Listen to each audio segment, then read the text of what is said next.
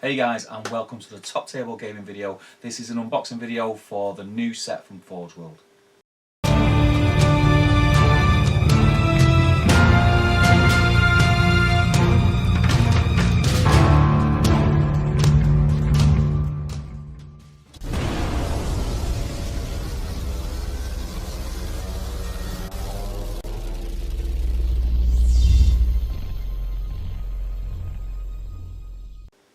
Thanks for tuning in again guys, I'm Top Table Steve and today I'm going to be unboxing the amazing new Denethor and Irolas set which has just been released from Forge World for Middle-earth SBG. Let's go and have a look at what we've got in the box. Okay guys, so here we have it, the amazing, new, gorgeous, stunning, crisp, as Jay would love me to say, new miniatures of Denethor and the whole new profile for a character called Irolas, which is based on a character which we see in the movies, which is great. I just love the fact that they're bringing that into the game now. I think we all thought he was meant to be Beragoned in the movies, but he's now got his own profile and name and such. I'm not too clued up on the lore, whether Irolas is an actual name from the lore. If anyone knows and would like to point that out to me, please comment below and let me know. I'd be really interested to find out. So I think first and foremost, we'll start there. We'll start with the new character. It's a one-piece model, which is great, and it is absolutely gorgeous. So very similar to Citadel Guard models, but obviously it's had the Forge World resin treatment, which just makes everything just so detailed. I really like this miniature. I really like the pose. Not normally a fan of static poses, but I just think this looks really cool. I think when he's painted up, he just looks... he's definitely going to stand out anyway, let's put it that way. And I love it. I heard a rumour a while back that Mr. Adam Troke of the Middle-earth team had a conversion done to act as, I think it might have been a captain or another character in the game. And it was something similar along these lines, and people liked it so much that they decided to make this miniature, and I think it's one of Keith's sculpts, which is amazing. We all, really admire Keith's work. He's brought a lot of things to life for us in the game, which, as well as myself, I'm sure we're all very thankful for. I really like Keith's style, and I just think he does an amazing job, so long may it continue. Looking at the profile for this miniature, he is basically another one of those sort of minor, very what's the word? The word economical comes to mind, because for the points that he is, you're getting a lot more than a normal captain. So he's fight 5, strength 4, defense 6. He's got 2 attacks, 2 wounds, courage 4, and he's 3/1/1. So he's a 3 might hero for relatively cheap. He's got that defense 6, which is always good to see, and he's kind of a stalwart for Gondorian and Minas Tirith heroes, and anything that's defense 6 and above without a shield is decent, really decent. He comes with a sword, as he should. No axes in sight on this Minas Tirith warrior, but I mean, just look at it, it's amazing. His heroic abilities are Heroic March, which has kind of become, because it's so scarce, a really good feather in the cap, if you like, for heroes to have. So he's got Heroic March and Heroic Defense. Again, Heroic Defense is a great heroic move. Heroic action is the word I'm looking for. His special rule is called Defend the White City, and it's basically Irolas may use the shielding special rule even when he's not armed with a shield. If Irolas elects to shield and wins the ensuing fight, he may make a single strength 4 strike against 1 enemy model from the same fight. Now that is really cool. He's a 2 attack warrior, so the fact that you can shield, which gives you 4 dice, and you still get the chance to strike back, be it only with 1 dice at strength 4, is a really good rule. and if you want him to stick around or have a good chance of sticking around with a fight value of 5, rolling 4 dice, he is going to stick around. I mean, you've still got to be careful where you put him and who you put him in with. You put him in with a heavy hitter and he's still in trouble, but generally he's there and he's got that rule, so he does stick around.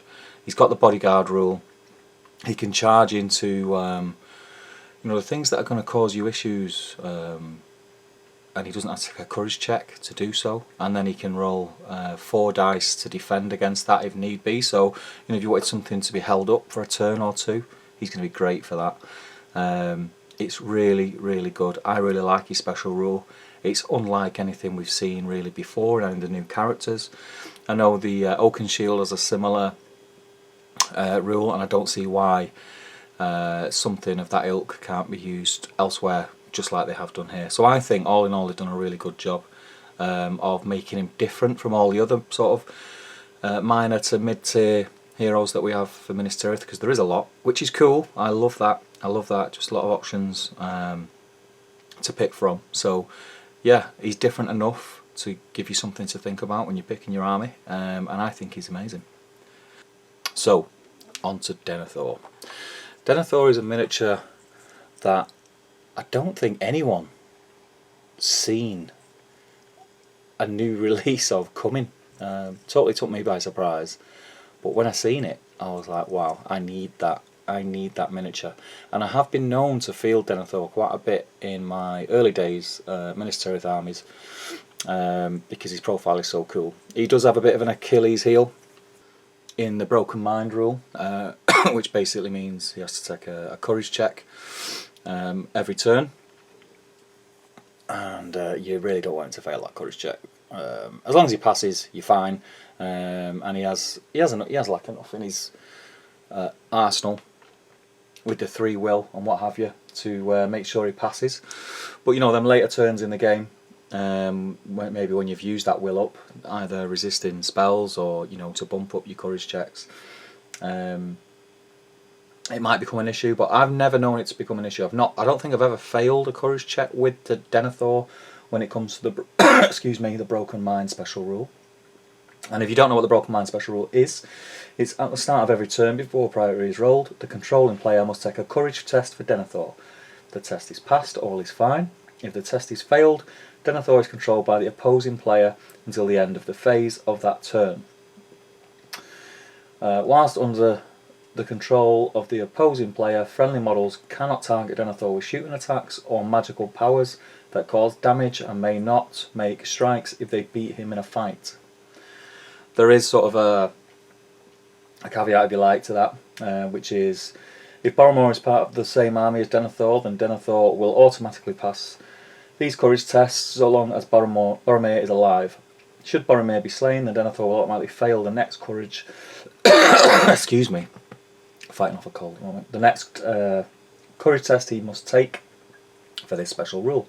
There's also another special rule which is called the rule of Gondor is mine and no others. Years of ruling the White City have made Denethor reluctant to give up power, not even to the true king of Gondor. If your force contains Denethor, then he must be your leader unless your force also contains Aragorn, King Elisar. So regardless of tiers, etc., if you've got Denethor in your force, he has to be the leader, which I think is really cool. Theme it and as it should be. But all in all, what do I think of these miniatures? 10 out of 10 for me. I have to say it. 10 out of 10. I know I always drone on about the releases from Forge World for Lord of the Rings and Hobbit, but there's a good reason behind that. They're doing an amazing job. There's nothing wrong with the old Denethor model. It was probably one of my favourite models as far as likeness to the actor goes, and something that really captures the feel of the character. Excuse me. But this one is just so cool, and he's got the flaming brand thing which he lights the pyre with when he tries to burn his own son, even though he's still alive. So it's just really iconic pose, looks really cool, cannot wait to paint it, and yeah, I'm really happy that they brought these out, and they're a bargain as well. You can't knock it. If you're new to the game, it's fantastic to have all these new heroes. If you're old to the game, it's still fantastic, because it just means that you're breathing life back into a faction that maybe a lot of people dismissed, and then with the new rules book that came out, it kind of breathed that little bit of life back into it, and people were talking about it again. And there's been so many Aragorns and Minas Tirithlists at tournaments of late, and the fact that they're still pumping things into this faction is amazing. And I hope that this is the how do we say, let's just hope that going forward, every time they visit a different faction, like they're doing with Minas Tirith, that we get the same amount of content and detail and releases and re-releases of miniatures. Because, you know, someone like me who just collects everything to do with Lord of the Rings and Hobbit, it is like a dream come true, because it wasn't so long ago we thought that this was all not going to happen, and look at it now, it's thriving, which is amazing. So thank you to Games Workshop, Forge World and the Middle-earth team. And I think I'll leave this video there, and I'll come back and chat to you in front of the camera. Well, there we have it, guys. What do you think? Did you pre-order it? Have you received it this weekend? I was lucky enough to come back from a short breakaway with kids and family to have this waiting for me when I arrived earlier today, and I was over the moon, as I've already explained. So let me know if you guys have received it, what you think of it, and how soon you're going to use it. Have you bought it for collection purposes? Have you bought it for gaming purposes? Let me know in the comments below. I'd be really interested to hear what you've got to say, and we'll get some chats going. Alright guys, I'll see you all soon.